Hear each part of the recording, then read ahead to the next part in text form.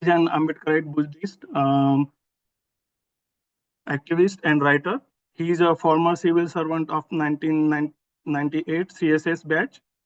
He is the member of INEB and helped to set up a postgraduate diploma course on socially engaged Buddhism.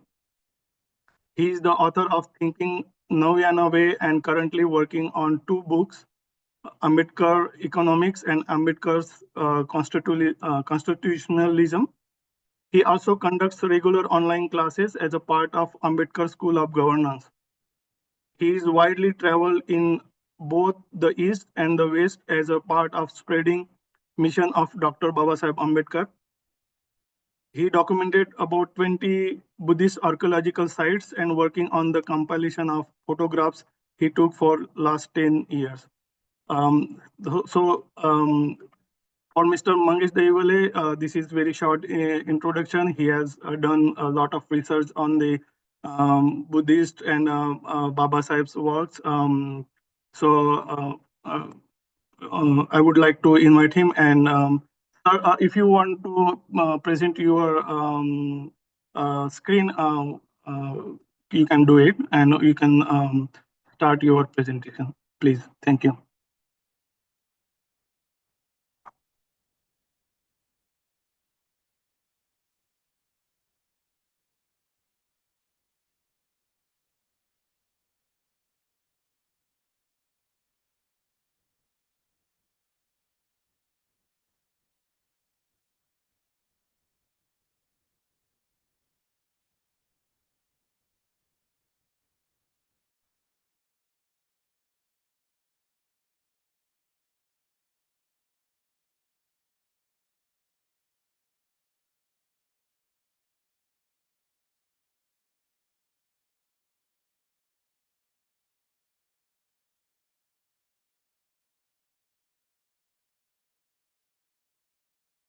Rakesh, we are not able to hear Mangesh.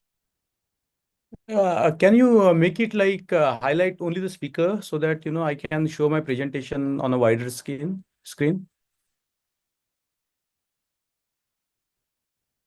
I'm not able to do it from. You are a co-host, so you should be able to do it. Let me make you spotlight on you. Don't make me co-host. Okay, wait. There is a way to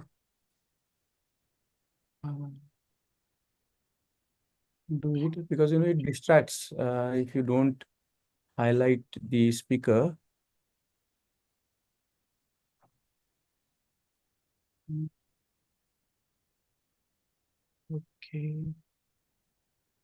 Okay, let's leave it.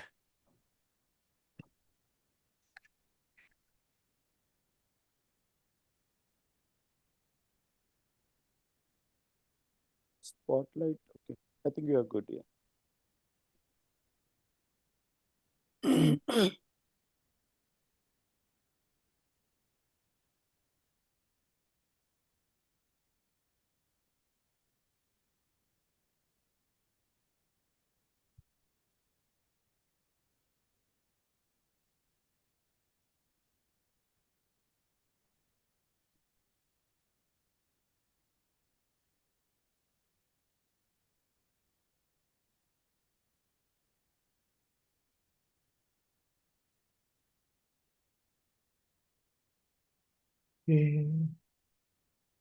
Okay, so today we will be looking at a very important theme of understanding Buddhism through symbols. And I'm going to take you through a very interesting sort of a journey as to how the Buddhist symbols reveal how we can practice Buddhism or how we can understand Buddhism so that it can make sense to us on our day-to-day, day-to-day life. So let me begin it. What I'm going to cover in this session, I'm going to cover like early Buddhist orthographic science, alphabets and numbers. And then I'm going to look at a very important monogram, a sort of an ideogram that talks about a very key idea in Buddhism. Then I'm going to talk about knowing the Buddha from an iconic symbols to the Buddha image and what we can learn from it. And then we're looking at know the Bodhisattvas, another very interesting idea. And then animal symbols, not a lot there, but we can glean a lot of knowledge from the mention of various animal symbols in the life of Buddha. And then we're looking at how the Dhamma could be learned through the symbols, particularly the symbol of Paticca Samutpad. And of course, the life of the Buddha is depicted in several Buddhist archaeological sites and Jataka tells. And then we are also going to look at the symbolic representation of some of the Buddhist communities of the past and how they continue to live today. Then I'm going to briefly touch upon the symbols disfigured and appropriated. And then I'm going to talk a little bit on Baba Ambedkar and Buddhist symbols. And then how our Buddhist practice can be enhanced, improved by visiting the Buddhist archaeological sites. So this is in a nutshell I'm going to cover today. So let's look at the exploring the alphabets, particularly the Ashokan alphabets. As we know now that the origin of the Ashokan alphabets goes back to the Emperor Ashoka himself. According to the leading Ashokan scholars, they are saying that Ashoka himself might have made it possible to come up with these orthographic alphabets that we see in several caves and on different Ashokan sites. Now, for us, it's very important to understand the orthographic symbols because, as we know, that the combination of the 26 words, like in English from A to Z, can produce the entire gamut of knowledge. Like whatever books we read, they are only the permutations and the combinations of the 26 orthographic symbols. So you imagine that in the ancient India, when Ashoka, conceived these alphabets, which were not there in the beginning of our history. We have the alphabets or what is called the pictograms of the Indus Valley civilization, but we are not able to decipher them yet. So for understanding even Buddhism, these symbols of the Ashokan scripts are very important. Now here I'm looking at one of the very ancient, oldest of the Ashokan writings, which is found in a place called Sarumaru, yeah, Panaguria, on near Bhopal and on Nagpur Bhopal highway, just adjacent to that. And this is a very ancient cave where you will find a lot of prehistorical paintings as well.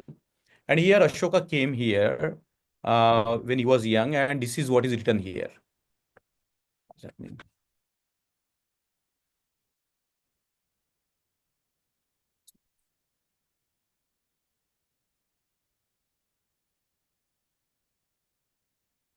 Am I able to? You are audible and you're also visible with your No, I think something has presentations. gone wrong because my screen has stuck.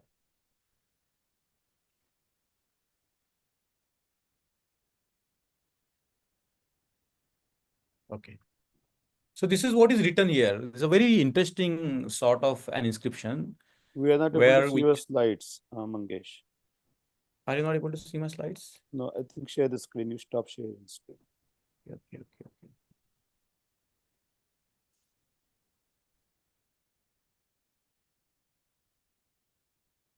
Where is the share? Okay. Okay. So this is what is written there on the uh no, this is fine. Okay. So this is what is written there, that the king who now after consecration is called Piyadasi once came to this place for a pleasure tour while still a ruling prince living together with his unwedded consort. So according to Professor Falk, a leading authority on Ashoka, this is what shows that this unwedded wife or consort might be Queen Devi, who was in the today's parlance can be said Ashoka's girlfriend. He was not married with her that time, so he came here to this place way back, and he left this inscription, which is very primitive sort of an inscription. And then I'm going to show you a very enhanced another inscription that he left after a few years. So Something is going wrong. I don't know. No, we are able to see your screen. No, but this screen is not moving right now. That is the problem. Oh, okay. Because that is the problem. The slideshow is not moving. And that's what's happening.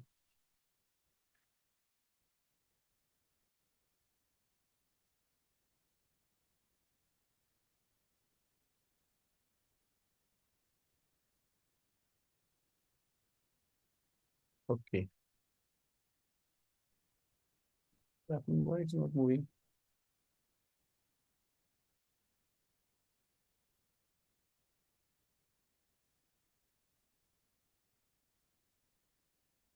Okay, I'll do it from here. So this is what he left behind, and this is another sort of an inscription of Ashoka, where you can see the alphabets, and bear in mind some of the alphabets because I'm going to come to that. And you can see that this is how Ashoka developed the various alphabets, which are still in use, and I'm going to show you how they are used. So this chart shows the evolution of the modern Indian scripts, but they are not just modern Indian scripts. As you can see from here, that also the Sinhala script is derived from the Ashokan script. And also you can find that the Bengali language, Bengali script, Devanagari script, Gujarati script, Tamil, Telugu script, they are all derived from the Ashokan script. And if you look at the orthographic history of these various orthographic symbols, here you can see the continuous evolution of, for example, the k in Devanagari as to how the cross k in the original Ashokan script has changed into the modern k. And it's possible to show this evolution through the inscriptions, because there are a lot of inscriptions from different times now available to us, and we can continuously, you can see the continuity between the Ashokan letters and the present day alphabets.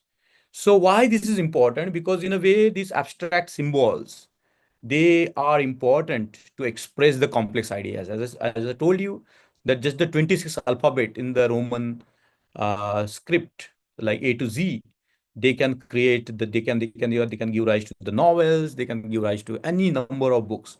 Their combination, such is the possibility when you have these symbols, and it's we should be very proud to give the world, at least the Indian subcontinent, these great orthographic symbols, based on which the modern alphabets are derived. So let me take you to a very interesting sort of a piece of history. The numerals that we use today, like 1, 2, 3, 4, 5, 6, 7, 8, 9, 10, not 10, 0. They are all, they can be traced back to the Ashokan inscriptions, and whatever the numbers, the numericals that Ashoka left behind. Like at the top, you can see the numbers used by Ashoka. And this is not I'm saying, this is what the scholars are saying.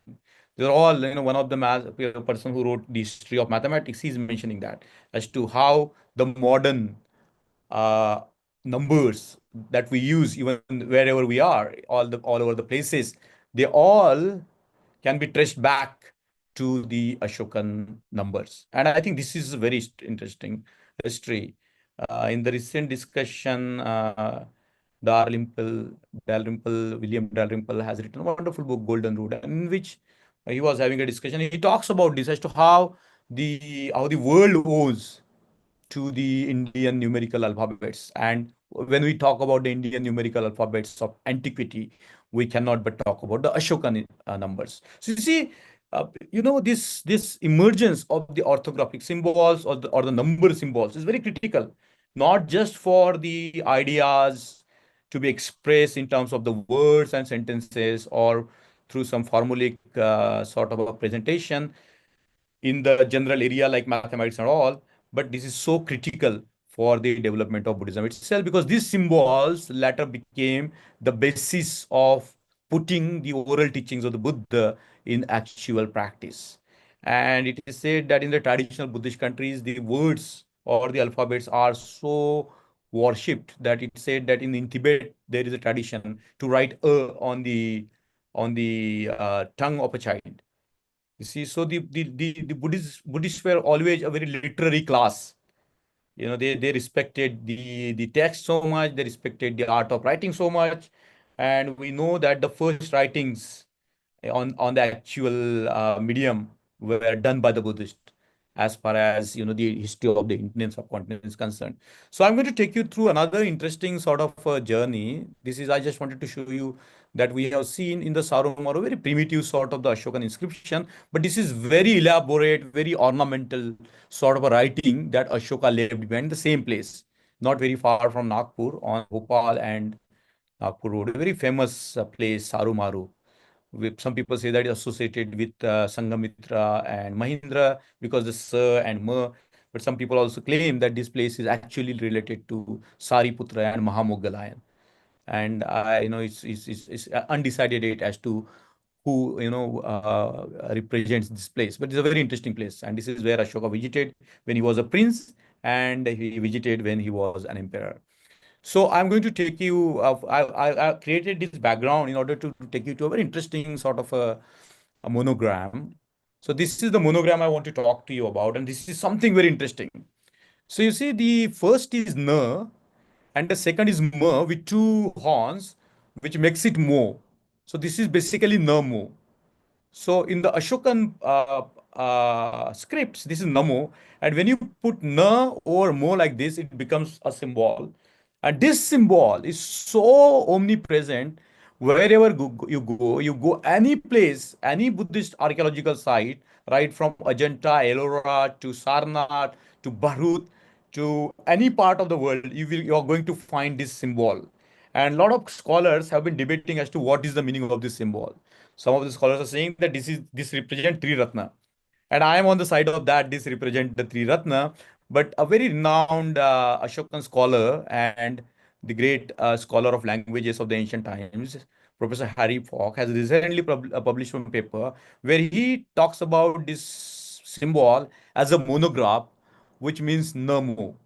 And in this picture, you can see that there is this Namo symbol or Triratna symbol, and on which there are three wheels, and a bhikshu is paying homage to that.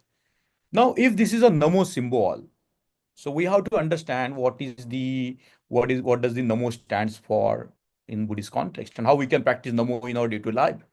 So, if you look at the word Namo, it is derived from the word Nama, and the word nama means taking your mind towards, like namayati or namati. These are the verbs which comes from the root nama. So when you say namo, it means that you take your entire being to something. Like when you say namo buddhaya, which means that you let your mind to go towards the Buddha. You let your mind to lead you towards the Buddha. So that is the meaning of the word namo buddhaya, which means that I bend my mind towards the Buddha. And this is actually a very interesting Buddhist practice which has been developed in China, where people continuously chant Namo Amitabha Buddha, which means that they want to surrender to the Buddha of the infinite light and infinite life. So you see, this word Namo has a very deep meaning, and it has become the most omnipresent symbol all over the places in the Buddhist world. And in this particular sculpture, you can see a bhikkhu paying homage to the triple three wheels, and some of the people interpret it as paying homage to the three ratna, Namo Three Ratna. So whenever we see this particular symbol, we have to bear in mind that we have to cultivate the same attitude of taking our mind, bending our mind to what is the highest, to what is the highest in the humanity, that is the Buddha. What is the highest path leading to the Buddha himself, that is the Dhamma. And the community of the people who aspire to attain to the Buddha through the Dhamma is the Sangha. So these are three important, they are the heart of Buddhism. So Buddha, Dhamma, and the Sangha. And this particular Namo symbol is so important that you will find it. I'm going to show you how omnipresent this symbol is. So this is Namo symbol in the Nashik cave. You can see it. I'm looking at it, and you can see this Namo symbol. It means complete surrender, complete devotion. So you can see that this is a very devotional symbol. This is the symbol which makes us to embrace something which is higher than us. It is a symbol that continuously guides us to lead our lives in such a way that we will eventually achieve the Buddhahood.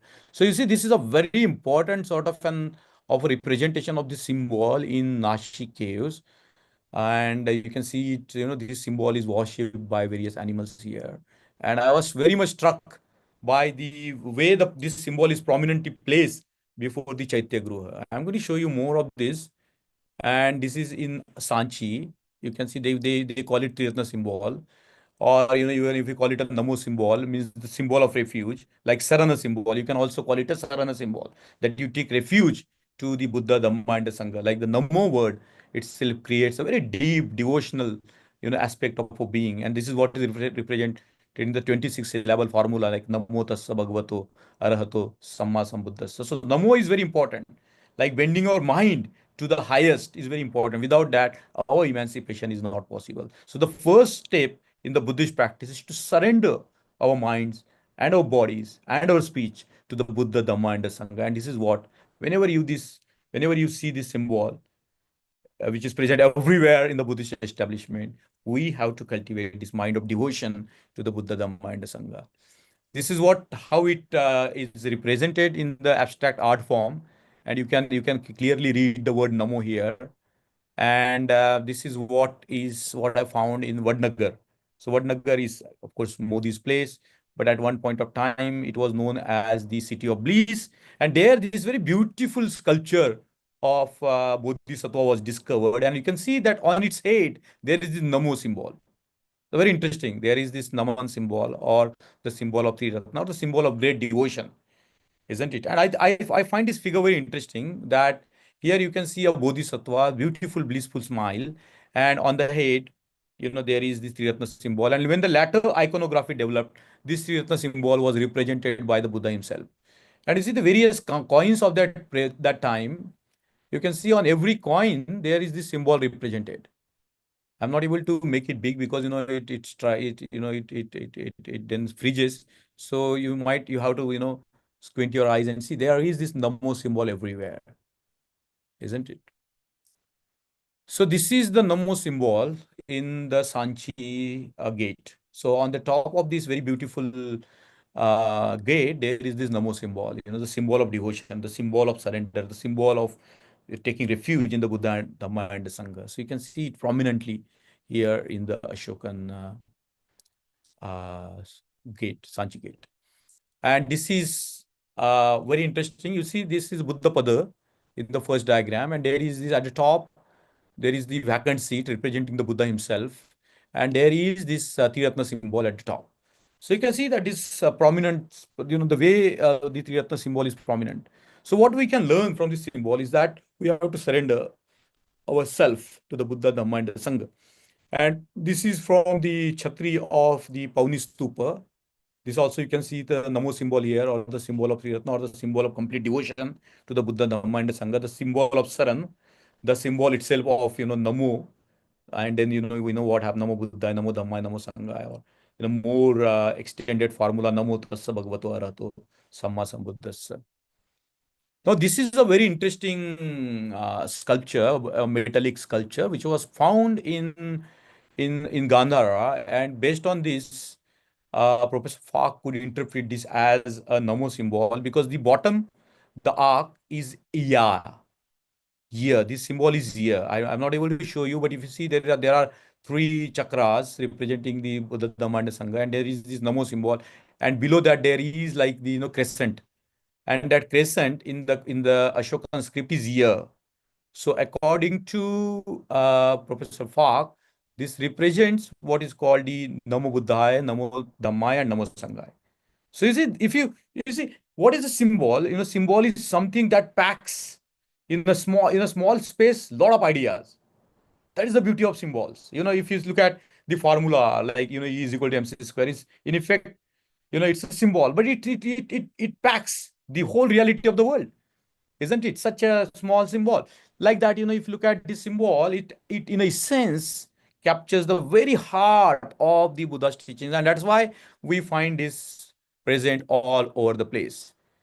This is one of my very interesting symbols that is found in Sanchi, and this is a pillar, which represents the Buddha before he was represented in human form.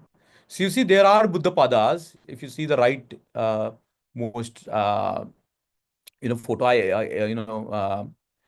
I made it bigger, and you see there are Buddha padas, so that represent the Buddha's feet, and the flowers and other elements, they represent the body of the Buddha. And on the top, there is the Triratna symbol or the Namo symbol, which replaces the Buddha head. Now, I recommend everybody to go and visit the Sanchi symbol, because this is in a way our Lord represented in a very symbolic form with his pada, Buddha pada. And then you at the top you find this Namo symbol or the symbol of devotion, or I would say the symbol of enlightenment itself. So you see, this symbol has a multiple meanings, and you can interpret it in a many ways. And we have to know the intention of the person who really made this symbol. And I think this is one of the most interesting symbols in the world. This, whatever you call it, Namo means taking our mind to the Buddha, Dhamma, and the Sangha, surrendering ourselves truly, fully, completely to the Buddha, Dhamma, and the Sangha. And this is the Buddha in the very iconic form, an iconic form with his pada, and at the top there is the Triratna symbol. So, I can go on talking about lot. I can show you a lot of these symbols. I found it in this Namo symbol, or the symbol of Sarana, or symbol of taking complete refuge in the Buddha, Dhamma, and Sangha in Junnar, in a place called Butalini, very beautifully carved symbol. You can find it in Barut. You can find this symbol everywhere. Everywhere you can find this symbol. And whenever you encounter this symbol, I would recommend that you have this symbol in your house, which will, make you remember the Buddha, Dhamma, and the Sangha on day-to-day basis. And that is what is the Buddha's, Buddhism, and one of the core practice of Buddhism, the Buddha Nusmrtis, remembering the Buddha all the time, the qualities of the Buddha, remembering the qualities of Dhamma all the time, Dhamma Nusati. Smriti, remembering the qualities of Sangha all the time, Sangha Nusmriti. And of course, there is Bhima Nusmriti, which I'm going to come to that. But you can understand the importance of this very important symbol. And I reckon that we should all have this symbol, which connects us through the original intent of Buddhism throughout our generations, throughout the generations, because this symbol is the symbol of the reverence, of the refuge, of the complete surrender to the Buddhism and Sangha. So I talked about this Buddha Pada, and Buddha Pada is so important that you will find this Buddha Pada everywhere. And you will find it in South India, all over the places. You will find in North India, East India, West India, in Gandhara, you will find the Buddha Pada. And I chose this Buddha Pada because there is also Triratna symbol here, or the symbol of surrender, or the symbol of devotion. And there is this Buddha Pada, very beautiful Buddha Pada inscribed here. And whenever we think about the Buddha, we think about his head.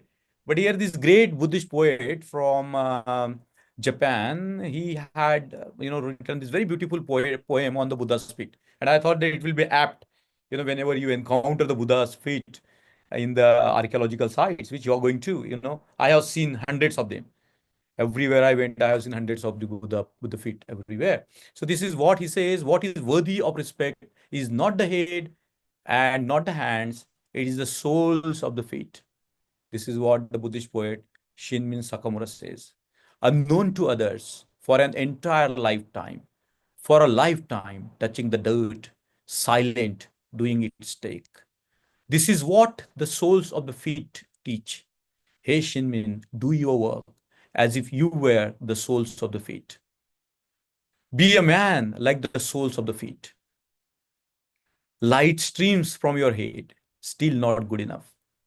Light streams from your brow, still not good enough. Light streams from the soles of the feet. That kind of strength makes you a great man. You see, this Pada, they just don't represent the Buddha, but they represent what he has done throughout these 45 years after his enlightenment. He walked barefoot all over the places. This is the act of love. This is the act of compassion that we can see in this Buddha Pada. And they were, even before the Buddha image came, people worshipped the Buddha Pada. And there are beautiful sculptures where you can see people paying homage to the Buddha's feet.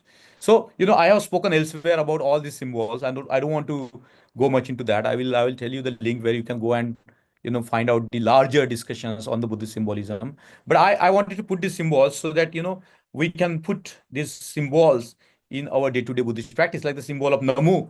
Every morning we get up, we surrender ourselves to the Buddha, Dhamma, and the Sangha. We think about the Buddha's feet, that there is a lot to do, like the Buddha. He walked all over the places barefoot. And this is a great message for us, to achieve something. We cannot just resort to the daydreaming. We have to walk. We have to walk like our Lord. We have to travel like Baba Saheb Ambedkar.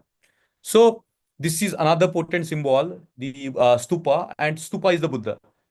And I can go on talking a lot about how we can put in practice the stupa symbolism. But suffice here to say that this represent the enlightened Buddha, and all these these geometrical figures can be interpreted in terms of the various teachings of the Buddha. I am not going to go there at that in the details of that. But here you can see that people are paying homage to the stupa, and they are taking us clockwise circumambulation. Circumambulation is a very interesting Buddhist practice that I think we have to cultivate. We have to pay our homage to this stupa. We have to pay our homage to the Buddha image by walking, in a clockwise direction, right side towards the Buddha. So this is a very important practice. I'm not going to go into that. I just wanted to bring to you this very interesting symbol. This is the photo I have taken from a museum where, the Buddha and the stupa is shown in the same figure. It's in Kolkata Museum. And here is from Bukhara. As you can see, that the four lions are looking at the stupa. It's a very interesting symbolism. As I said, that you can interpret the symbols in various ways. And symbol is very potent. It can give us very multiple sort of the directions. It is also something which is packed in a very small space, but can reveal a lot if we unpack it. So this is a stupa symbol, and this is from South India. A lot can be talked about the stupa. This is the stupa from a very interesting place, Ghantasala in South India. And this is, of course, the stupa in Ellora, and this is the stupa in Nalanda, Shariputra's stupa here in Nalanda, which was initially a small mound at the time of the Buddha. And then Ashoka came and make it a bigger mound. And during the Gupta period, they had this very intricate stupa at the Nalanda University, which was the heart of the Nalanda University. So this stupa is very, very important in Buddhism, this stupa symbol. And this is the stupa symbol in Shivneri fort.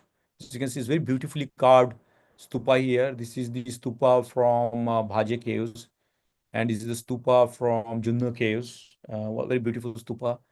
And this one is from Ajanta.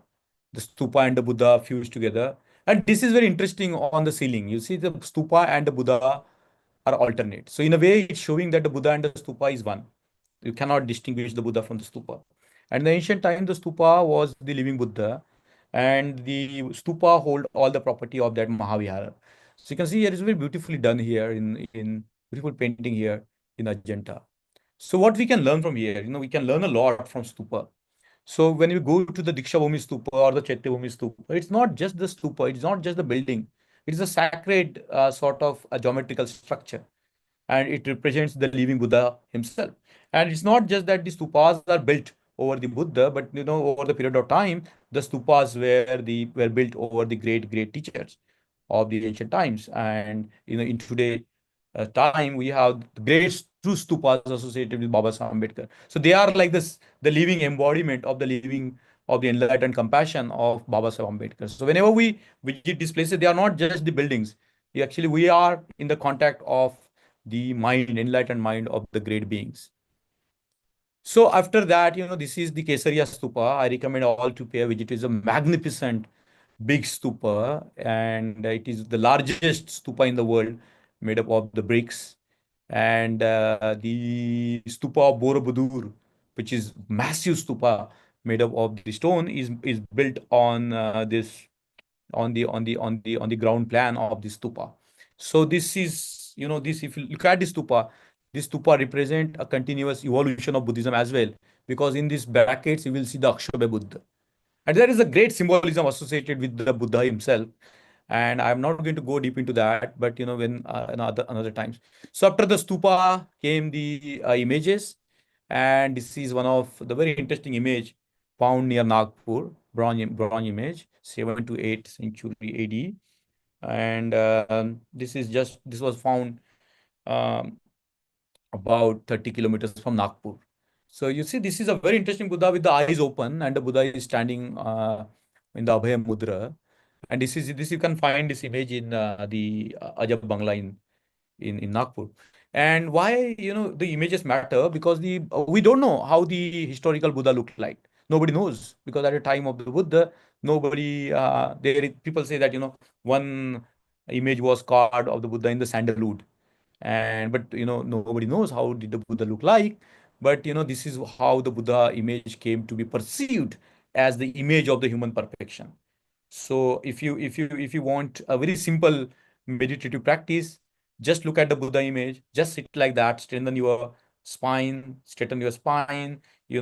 put a small little smile on your face, keep your legs crossed, and just sit like the Buddha. That's the image of perfection.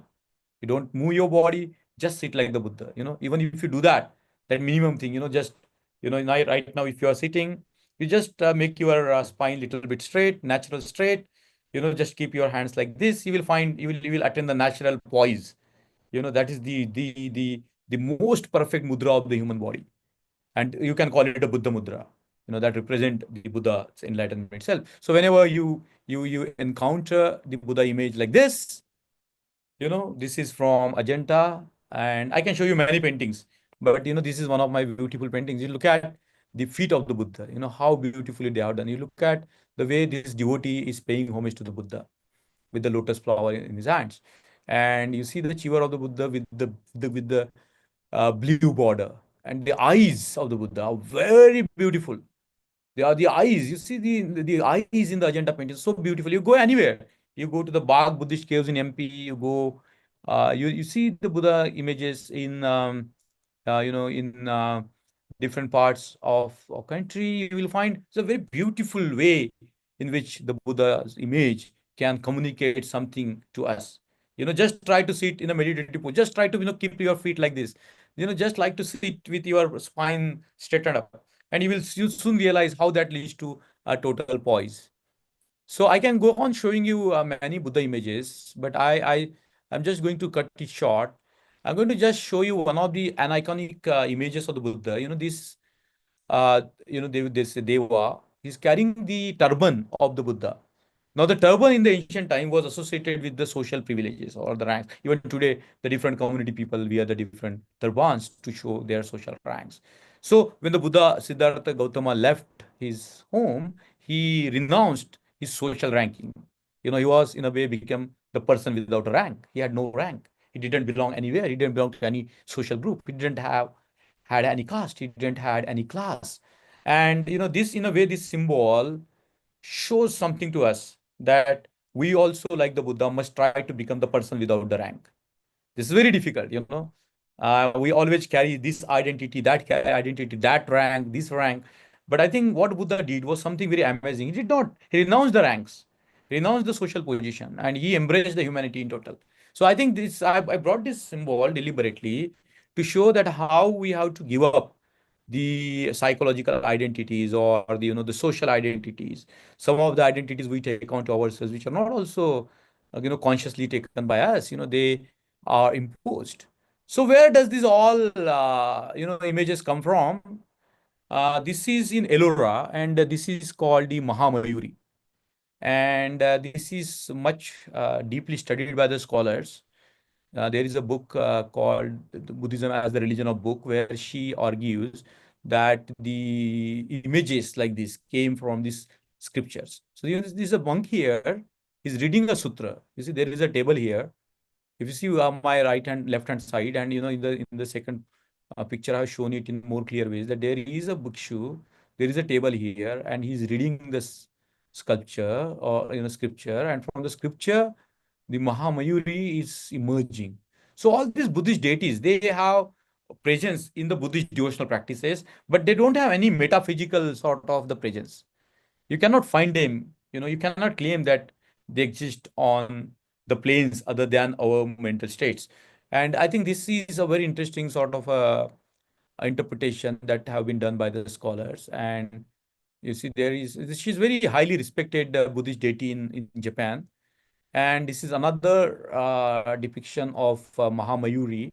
You can see peacock here, and you can see the monk here studying the sutta. From here, his imagination, these particular images are coming into play. And a lot of these images, we can find the evolution of these images. So, what is important here when you look at the symbols like this is to come back to the Buddha's teachings and try to make the sense of that.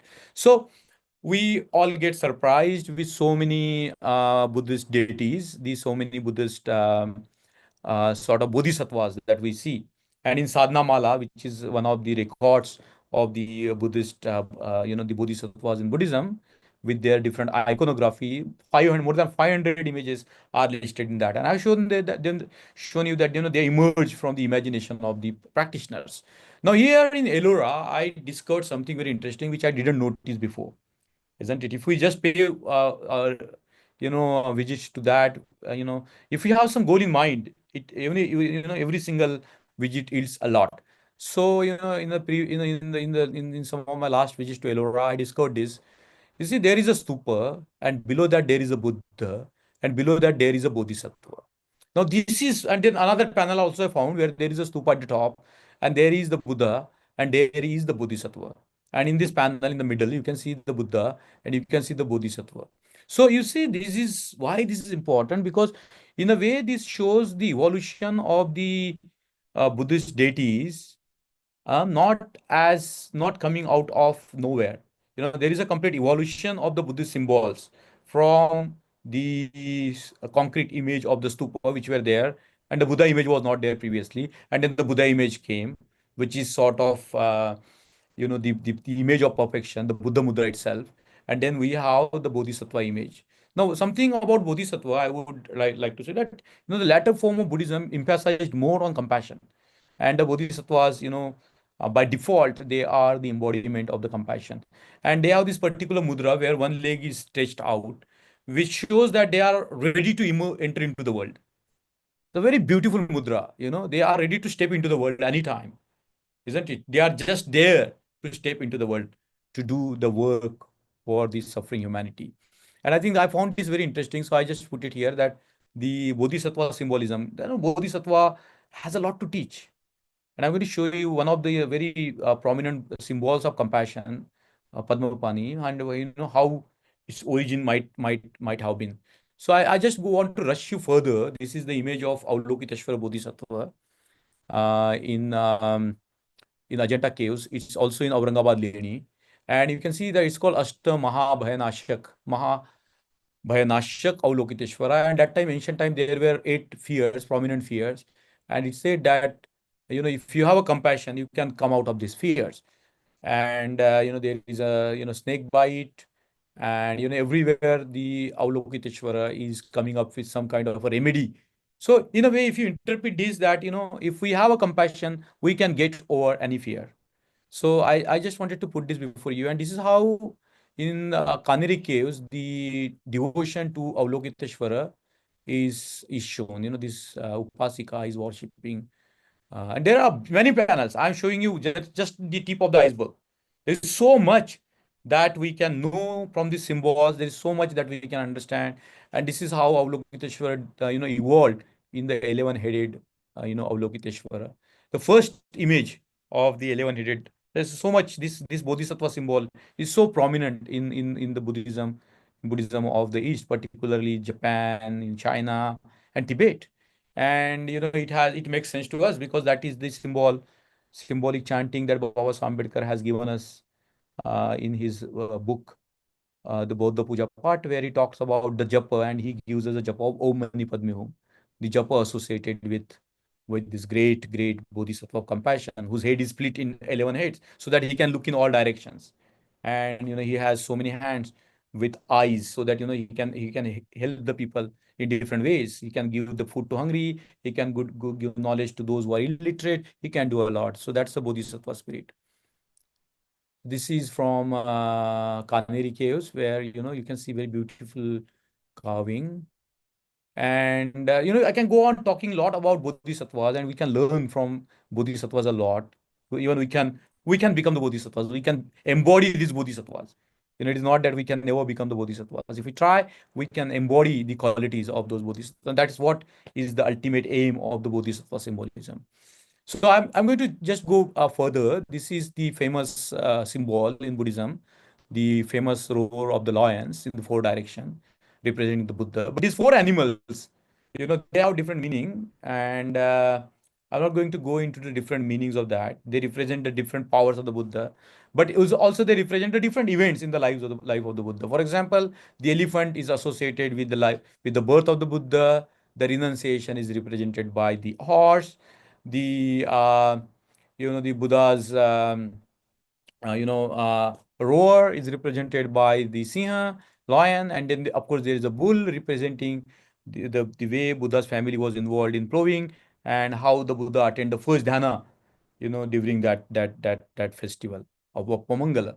So this is a lot even in the animal symbol. There's a lot in the symbol of Mayura, Mahamayuri. You can learn a lot from that symbol, and in the text, this symbolic meaning is brought forth. One of the use of the symbol was to teach the Dhamma. As I told you, that how we can learn the Dhamma from the symbols, how we can practice the Dhamma from the symbols. So this formula, He Dhamma hetu pabhava tesang hetu tathagata tesang cha nirodho evam vadi mahasamano. This is the heart of Buddhism. This is what represent the paticca samutpad.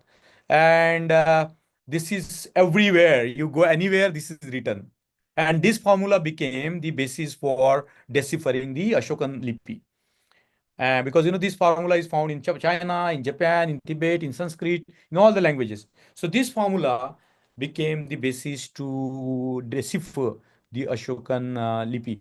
And this is everywhere. This is written on the clay tablet. This is written card on the caves. This is written on the doors of the caves. This is such an important formula that if it's said that if we forget the total teachings of the Buddha and keep in mind just one teaching of the Buddha, this is the teaching. He Dhamma hetu pabhava tesang hetu tathagato aho tesang cha nirodho evam vadi mahasamano. And the English translation of this is that of those things that arise from a cause, the Tathagata has told the cause, and also what their suggestion is. This is the doctrine of the great recluse Mahasamana. That is the Buddha himself. So why I'm showing this? Because this symbol is inscribed everywhere, everywhere, and this becomes very important for us to keep this formula in our memory all the time, because it is said that even the total Buddhism disappears, but only one gatha, survives. This is the gatha. So I'm going to go further. This gatha is expanded into what is called the Bhava Chakra, and this is from the Ajanta caves, the mirror of mind, and this is the surviving copy of the Bhava Chakra. Now it is everywhere in the Tibetan Buddhism. You will find that, and it's written that this is copied from the Ajanta caves. Now, when we look at this symbolism, you can see the continuity of Buddhism. We cannot separate Buddhism into Theravada, Mahayana, or Tantrayana. It has the continuous historical evolution that is shown through the evolution of the symbols itself. So you see, this is a very interesting way of learning Buddhism, this symbol, and I can go and talk a lot about this, but this is not the time and space. Suffice here is to say that if you commit this formula in your mind, Dhamma hetu pabhava tesang hetu tathagato aho tesang cha nirodho evam vadi mahasamano. And in the light of that, you see, this Bhava Chakra as to how our different mental state arise, depending on our different, poisons like raga, dosa, and moha, and their various combinations, how the entire suffering emerge. And this is what is also known in the Buddhist scriptures as the mirror of mind. So Buddha also used another very interesting device to teach us, that is the device of Jataka tales. Now you will find the Jataka tales in so many forms, in so many caves. They are sculpted, they are painted, And they are sometimes painted in a sequential form, sometimes in one single panel you can see the different parts of the story, and they are beautifully done. In Bharut they are done, in Sanchi they are done, in Ajanta they are done everywhere. So Jataka tales acted as a teaching device. This is the Chhadanta Jataka, where this very beautiful story of a tusker having six ivory,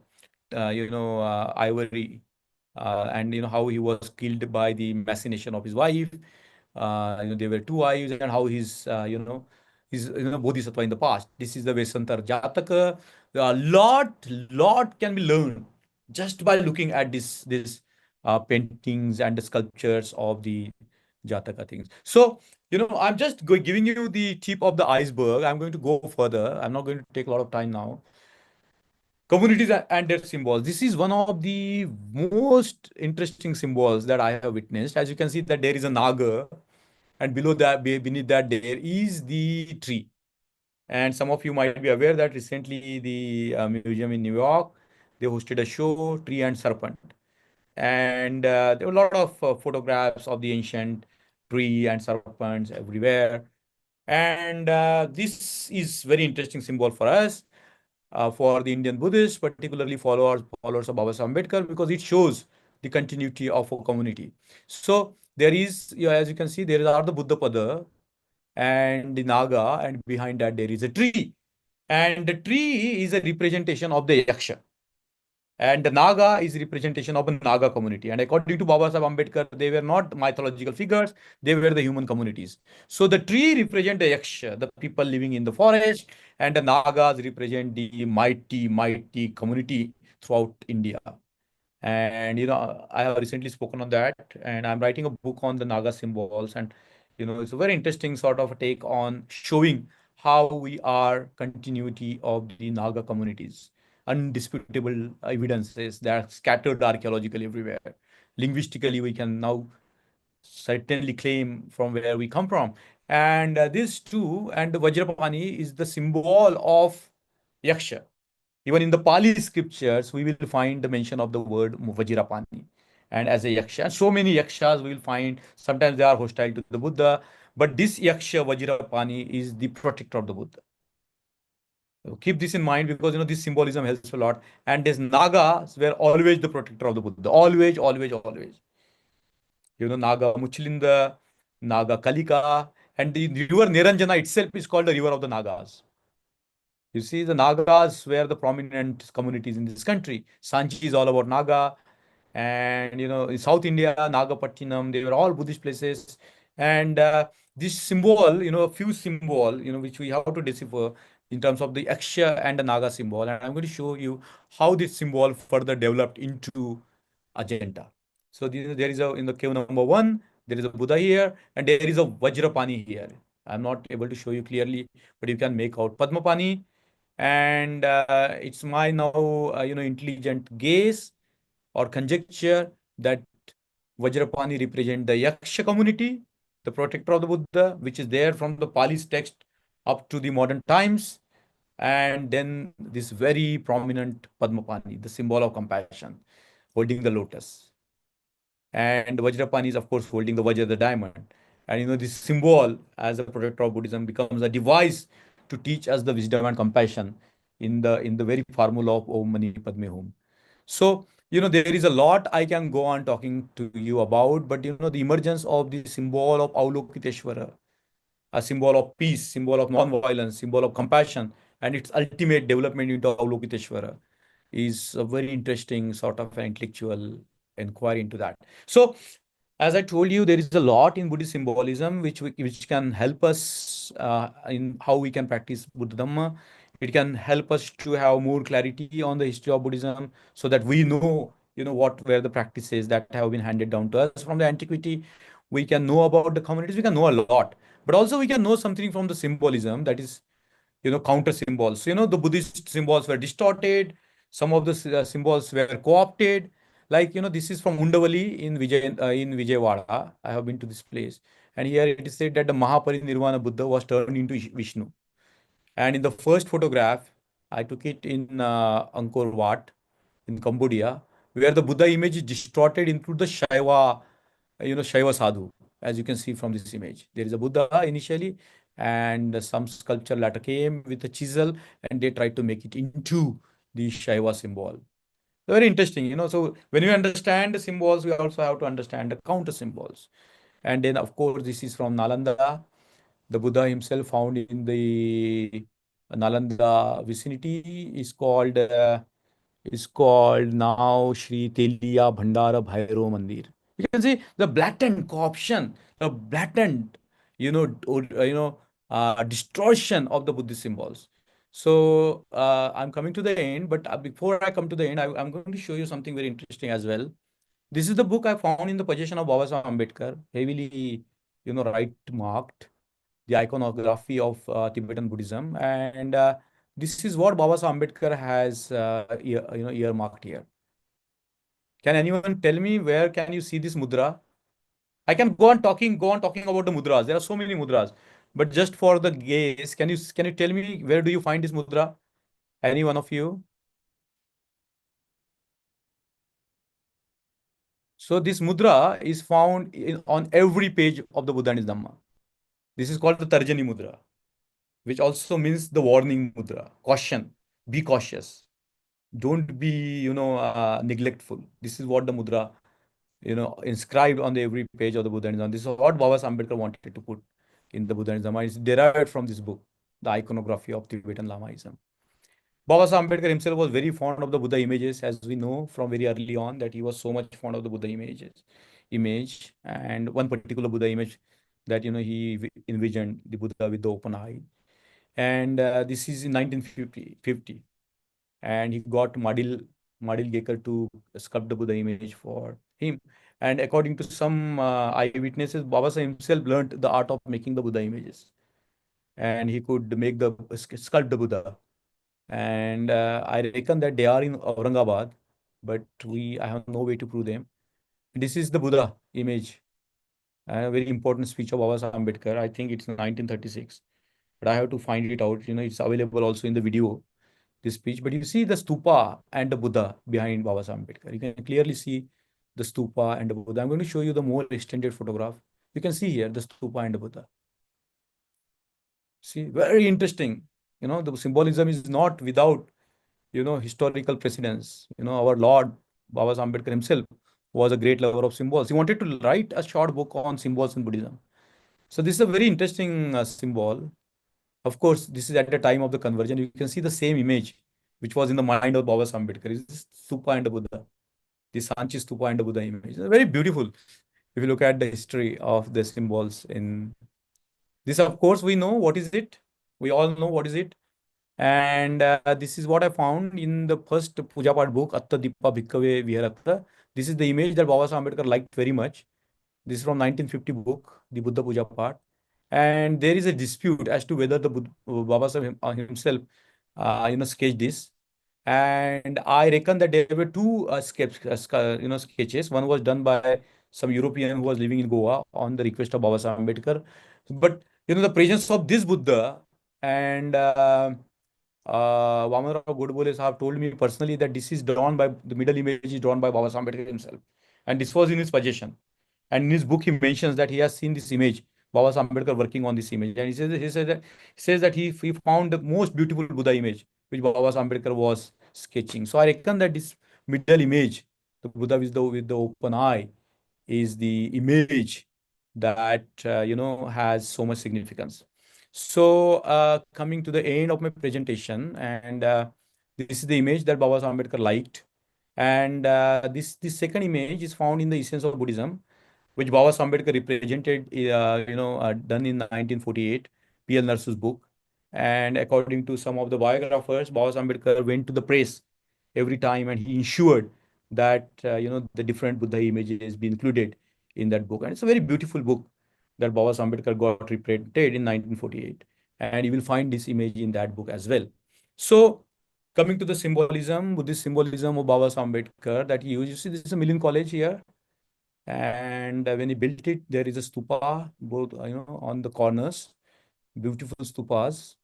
And also, this Siddharth College, because it were already constructed, he couldn't bring a lot of Buddhist imagery there. But we know that their names are Buddhist names, and Siddharth College and Ananda Bhavan and Buddha Bhavan and so on and so forth. So I thought that, when we talk about Buddhist symbolism, this is very important to keep in mind these things. So, I have taken you through a short journey, which I have been doing for last 25, 30 years, visiting, innumerable Buddhist sites throughout India. And I just, tried to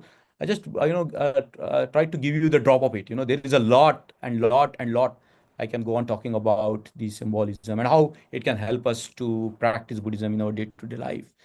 And before I end, I would like to say that visiting the Buddhist archaeological site is a Buddhist practice itself.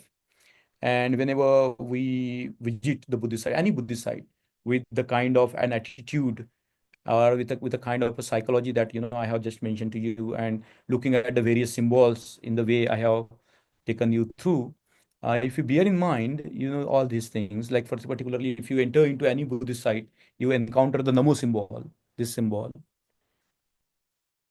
which is everywhere. This Namo symbol. You know that you have to surrender your mind, body, and speech to the Buddha, Dhamma, and the Sangha. So this, I said that we should all have this symbol at our home, because it remembers every day that we have to surrender our mind, body, and speech to the Buddha, Dhamma, and the Sangha.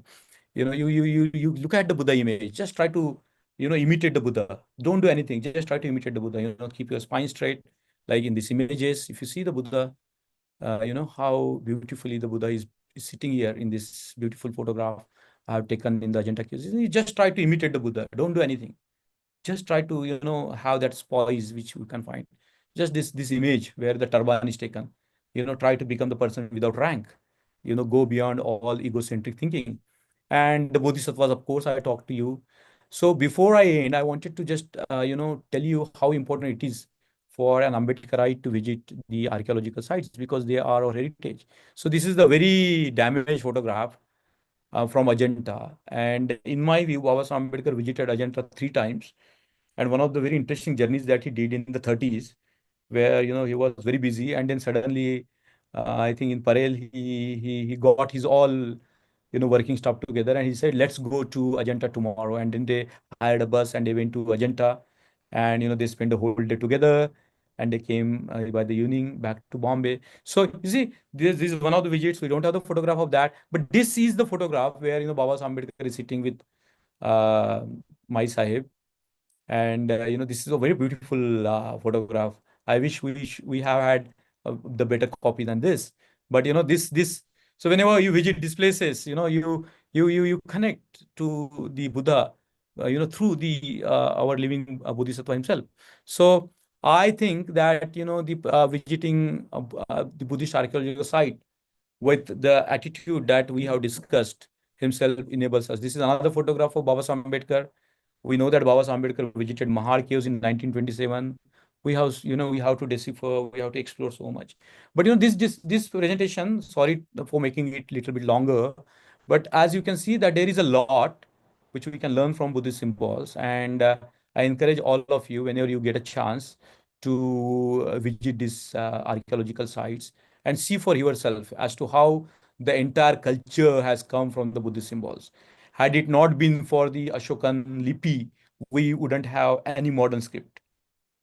Ashokan script, as I have told you, these orthographic symbols, how they enabled the development of the culture after Ashokan India. So with this, I will conclude. Thank you so much for having me. Jai Bhim, Namo Buddhaya.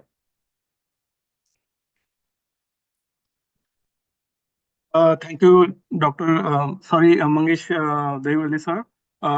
Your presentation was very extremely informative to knowing the symbolism in Buddhism and how it evolved throughout the years and come to us. I would like to open the forum for the question and answer. Please raise your hand or put your question in the chat box. We will go by as it comes.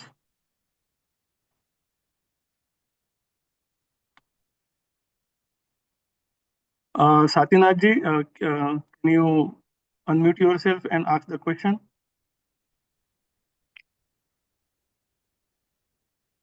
Yeah, hello. It was such an enlightening presentation. Thank you so much. Um, Thank I have so many questions, but I'll just ask you two. Um, what is that symbolism of this, Devi or, woman represent? And what does yaksha, the tree yaksha, you. can you, shed some light on these two Yeah. aspects? Thank you. Yes, Thank you. yes, yes.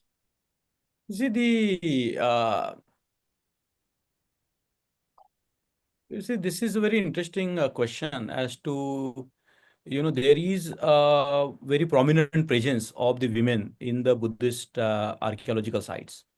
So anywhere you go, you will find another Akshini, Shalabhanjika. They call her Shalabhanjika, which she's always holding on to the tree. And as I told you that Baba Ambedkar said that is all Nagas, Yakshas, Kinnaras, Gandharvas, they were all the human communities, and we can clearly show that they were human communities because they speak to the Buddha, they go to the Buddha, they argue with the Buddha. How can a serpent argue with the Buddha? Not possible. And so of course the Yakshini in the form of a women holding shala or a branch is very prominent in all the Buddhist sites. And one of the paragons of beautiful sculpture, which is comparable to any culture in the world, is the Akshini, which is found in Patna, and it's in the Patna Museum. I have the photograph, but I'm not able to show you now. So women figure prominently, and in the latter forms of Buddhism, the women were given such an important, prominent place in the symbolism that you see the symbol of wisdom, Prajna Paramita, is a women. You see, the symbol of compassion is Tara. And we were talking about Avalokiteshvara, but when it went to this symbol, went to China, it became women, Konin Pusa. So you see, this is the latter form of Buddhism because this is very revolutionary in a sense. Like look at the Vajrayana form of Buddhism, we can see that there is one commandment that you will never despise a women. That is, if you violate that precept, you fall from the path. That's what the Vajrayana precept says. So to come to that, this is a very prominent sort of Devi. We won't call it a Devi symbol. There are, of course, Bodhisattva symbols, and there are lots of Bodhisattva symbols. As I told you in Sadhana Mala, written by Advai Vajra, and we still have the copy, very interestingly printed by the Baroda Oriental series, very long back. When the manuscript of was found, Maharaja of Baroda, Sayajirao himself got it printed. So I'm sure that Baba Ambedkar was exposed to all this symbolism. So that is about that symbol. And about Akshay, you will find the mention of Akshay everywhere. And the prominent Akshay who protected the Buddha, who sort of, came up with his Vajra and protected the Buddha, is Vajrapani. In Pali, it's called Vajrapani, and in the latter Buddhist text, it's called Vajrapani. And I have shown you his painting from the Ajanta caves. So you can enumerate a lot of yakshas, the yaksha of Atavi and all different places. But all these yakshas are the forest dwellers, like the Nagas were the city dwellers. They were the makers of the cities. They were the makers of the dams. But the yakshas lived in the forest. So I can say only this much when it comes to the yaksha and the women in Buddhism. I hope this is okay to begin with, Satyanath ji. Thank you very much. Yeah. Yes. Thank you, Satyanath ji, for that question. I would ask Manish ji to unmute yourself and ask the question. Namo Buddhaya, Jai Bhim. Rakesh ji. Jai Yeah, Jai Bhim, Jai Bhim. yeah. Very nice presentation. I have a question on the Brahma Lipi, the Brahma script and Dhamma script.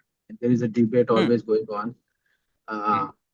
Brahma Lipi came in third CE, and then the Not Devanagari. see before Christ. Yeah, before Christ. And the Devanagari came in around 13th, 14th century. And there is always a debate which is the oldest language, whether it is Pali, Prakrit, or Sanskrit, or Tamil. So I just wanted to hear from you. What is your research on this? See, the And scripts are very different and the languages are different. So languages can be spoken without the orthographic symbols. But when these cultures start taking place when you put the sounds into orthographic symbols. For example, ah. Now it's very easy to say, but how to represent that as a symbol? So you have a particular symbol of like in English A, then you have B representing the sound B.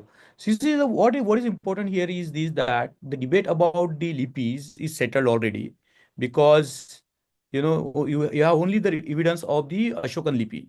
Let's not call it Brahmi lipi, because it's the latter name given. The name original name is Dhammalipi, and it's written in the inscription itself that this is Dhammalipi, which is carried out by the orders of Ashoka. So, as I told you, the scholars have been saying, particularly William Henry Falk, that Ashoka himself might have had, developed the script. And he says that he might have developed it from the Aramaic and the Roman, aids or sources. Now we don't know how you came to that, but suddenly you see the emergence of the Ashokan lipi, and that's of course at the time of Ashoka. And this Devanagari and all, as I told you, you can follow through the evolution of the various scripts. I have seen a book where a scholar has demonstrated that every single alphabet of a Telugu language has been derived from the Brahmi script. In different centuries, what happened in the second century, third century, fourth century, seventh century, and so on and so forth. So this is what is it. This is what is the historical, the academic position at this time. Now we don't know about the propaganda, but this is what the history teaches us. So we'll take two more. Yeah, there are two more questions, Mangesh. Anuji, can you go ahead and ask your question, please? Yeah, thank you, JP Mangesh. It was a very nice presentation. It was very informative as well. I have two questions regarding two mudras or symbols. First is walking in clockwise direction that you showed earlier. I was wondering, what does that mean and how can we implement this kind of symbol in our day-to-day life? And the second question goes back to this, again, the mudra. You mean the walking symbol, Anu? Walking symbol. Okay. Huh. Go on. That's clockwise direction walking symbol. And the other one is Tarjani mudra. Yeah. So how that Tarjani mudra symbol is relevant in our day-to-day life and in today's world? Yeah. Good question. You see, in the ancient time, people carried different weapons. Like they carried a rod, or they carried a sword, or they carried, something to protect themselves. And most of the people are righty, so you hold the arms in the right hand, right? So whenever you approach the Buddha, you have to be weaponless. You cannot carry any violent symbol with you. So whenever we approach, we cannot approach the stupa or the Buddha with a pistol in our pocket or with a knife in our hand. So it represents, like, giving up the violence or giving up the arms. And then when you take a round, with the right hand towards the stupa or the Buddha, in a way you surrender your total violence. Okay. And then you circumambulate 3 times to the Buddha or the stupa. And that has been the practice from the antiquity, from the time of the Buddha. That is how people used to pay the respect to the living Buddha. So I think this is a very useful practice whenever we encounter or we visit a stupa or any sacred place. And with that devotion of Namo in our mind, as I told you, Namo means surrendering our mind, body, speech to the Buddha, Dhamma, and Sangha. I've shown you how that monogram represents the total surrender. And so I think this is a very interesting practice of paying our respect to the Buddha, Dhamma, and Sangha. And secondly, about the Tarjani Mudra, as I have shown you that Baba Sahib Ambedkar has marked several mudras from there, but he chose this Tarjani Mudra for the Buddha and Dhamma, which means cautious, caution, warning. So I think we all should be warned. In other words, we should be on our guards as to whether we are harming Buddhism in any way. You see what I'm saying? And Baba Saheb Ambedkar has asked us to be vigilant all the time, because, to say there are threats to Buddhism from all over the places. And if we are heedless, if we are not mindful, if we are not having, apramad, we cannot go further. So I think this is in a way Baba Saheb Ambedkar is saying that don't rest, do your work, be cautious, be alert. So I think that's the logic behind Baba Saheb Ambedkar inscribing the Tarjani Mudra on the every page of the Buddha and his Dhamma. Okay, thank you, thank you. So do we have I'm going to yeah, okay. Yeah, just a follow up on that Tarjani Mudra. It sounds very interesting to me. And sorry for asking a additional question on this, but do we have any kind of written evidence of what Baba Saheb Ambedkar was having on his mind while he was putting that mudra on every page of? Yeah. We don't have to know the mind of Baba Saheb Ambedkar, because as I told you that it's very evident.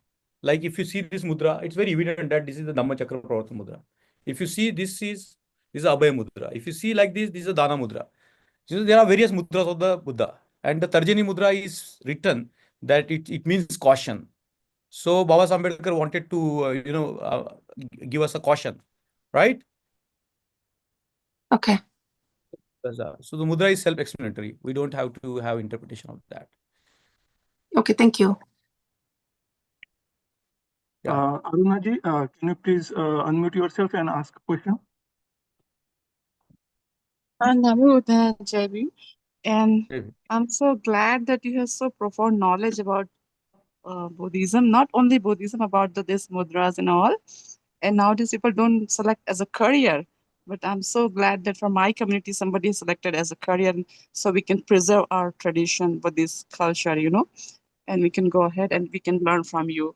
My question was that there are four faces, no, four heads of a Siha lion Yeah. in Ashoka pillar and everywhere. So what is the Yeah. symbol of that? And Baba Saheb selected Ashok Chakra for the flag, and the Sinhaka, like lion faces on the bill.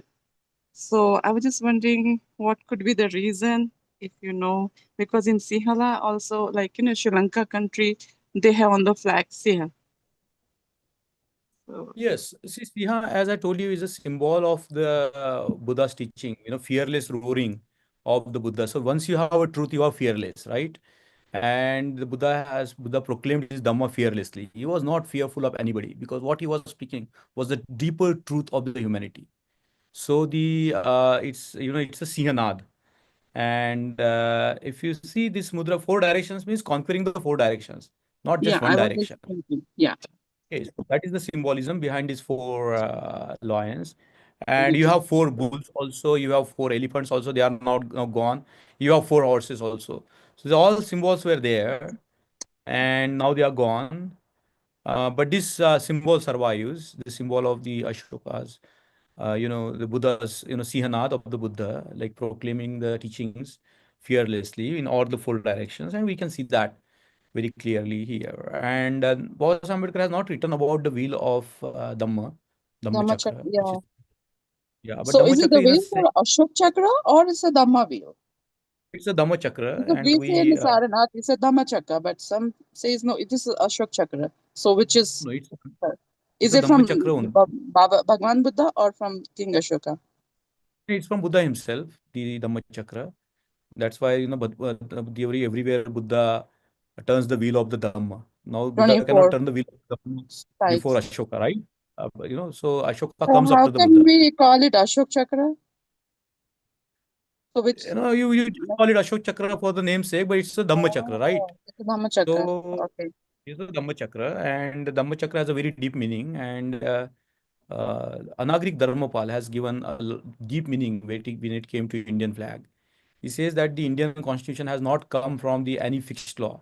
It has come from the flowering of the deep human, mind. That is the mind of the Buddha. And the Dhamma Chakra represents the law of the Dhamma, not the ordinary law, isn't it? And the Dhamma is such a deep law, as Baba Sahib Ambedkar understood himself when he says that the preamble, the liberty, equality, and fraternity I have taken it from a master, the Buddha.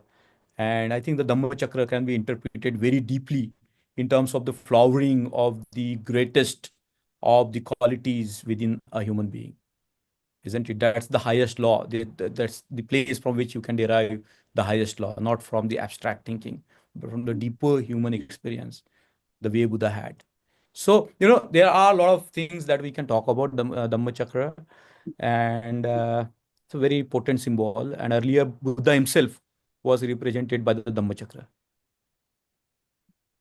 Thank you. Okay. There is one more question. I will take only one question because I have to go, Rakesh. Yeah, sir. Just one more question, and then we will conclude the session. Yeah, Vivek, sir, can you go ahead? Yeah. Thank you, Rakesh, for giving me the chance.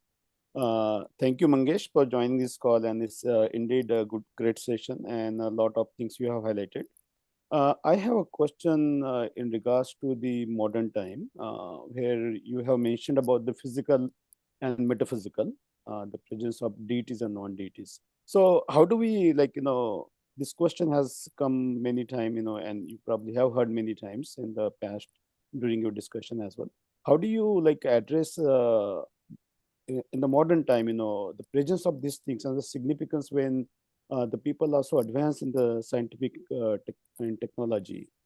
How do you bring this the Buddhism and the science? You connect. How do you connect this dot together and to remove the the questions people have in the mind? Even I may have. Other people, the youngsters that we get on the Vihara, small kids have these questions. How would you remove that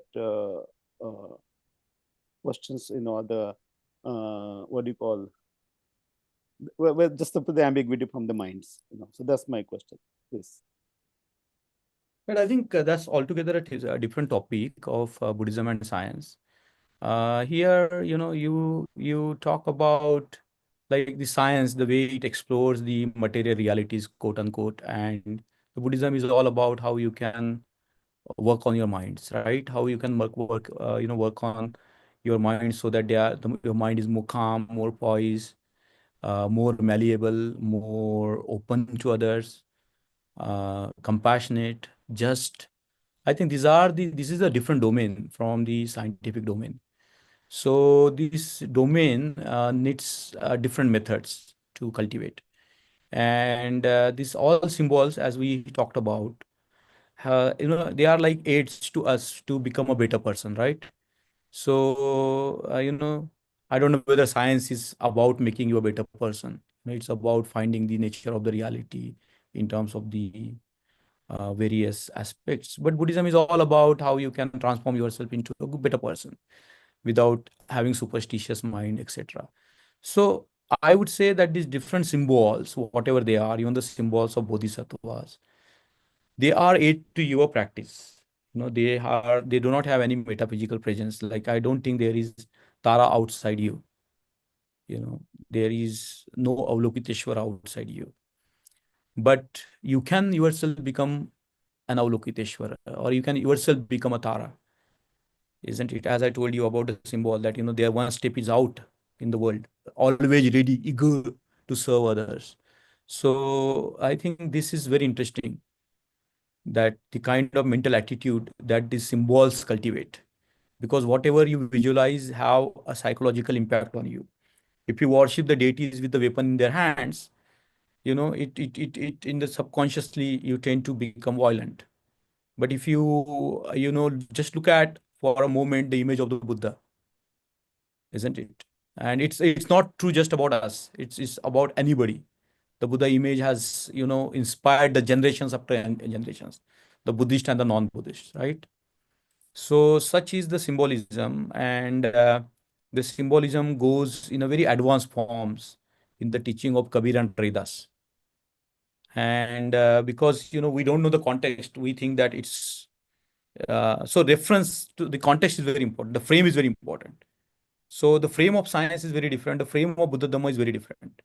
The goal of Buddha Dhamma is very different than this goal of science.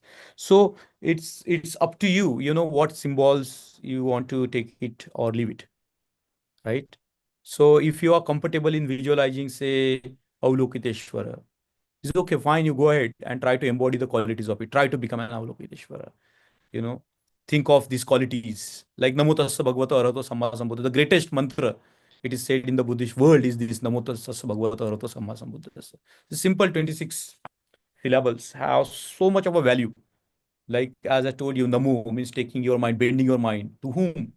Tassa, towards whom? Namo Tassa Bhagavato. This word Bhagavato itself has so much of a depth. Arahato, again more depth. Samma Sambuddho, Buddhassa, more deeper and deeper aspect of the human reality that we can touch at.